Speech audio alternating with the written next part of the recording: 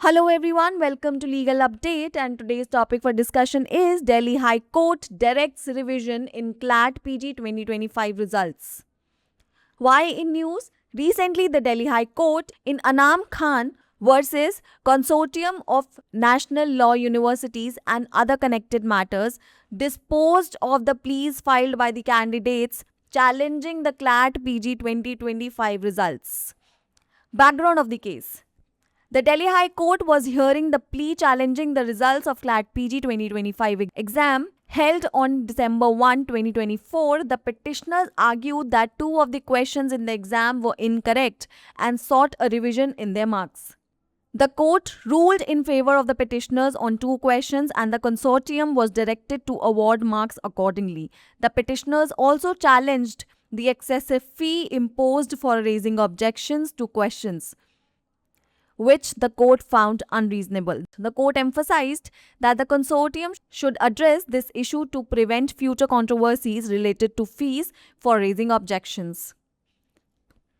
What were the court observations? The division bench, comprising of Chief Justice D.K. Upadhyay and Justice Tushar Rao Gadela, observed that the court ruled that two questions in the CLAT PG 2025 were erroneous and instructed the consortium to revise the marks of the affected candidates. While the court refrained from quashing the excessive objection fee for the present session, it urged the consortium to avoid such fees in future.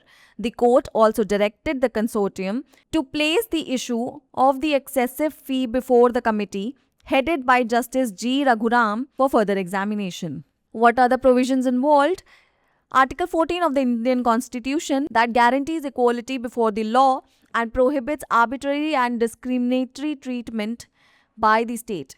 In this case, the Delhi High Court ensured that the petitioners were treated fairly by revising their marks for erroneous questions and addressing the issue of excessive objection fees, which is aligned with the principle of equality. It's the time for practice question.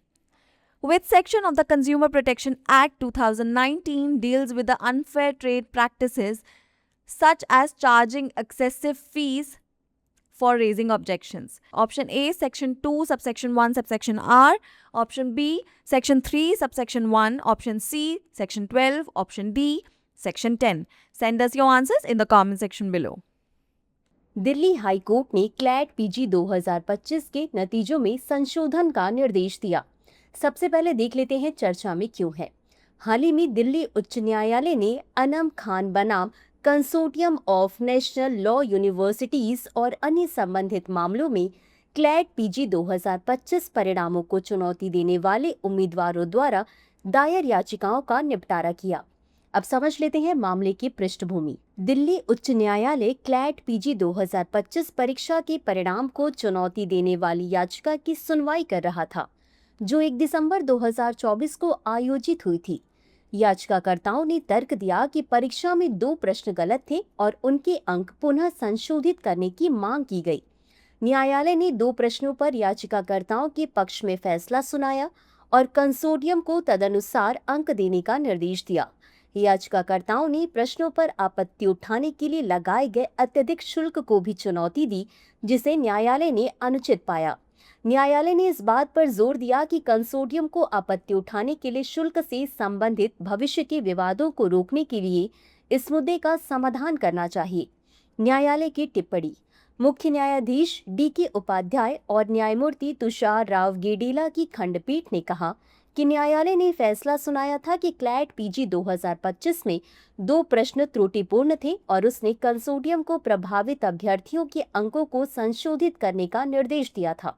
यद्यपि न्यायालय ने वर्तमान सत्र के लिए अत्यधिक आपत्ति शुल्क को रद्द करने से परहेज किया, तथापि उसने कंसोर्टियम से भविष्य में ऐसे शुल्क लगाने से बचने का आग्रह किया।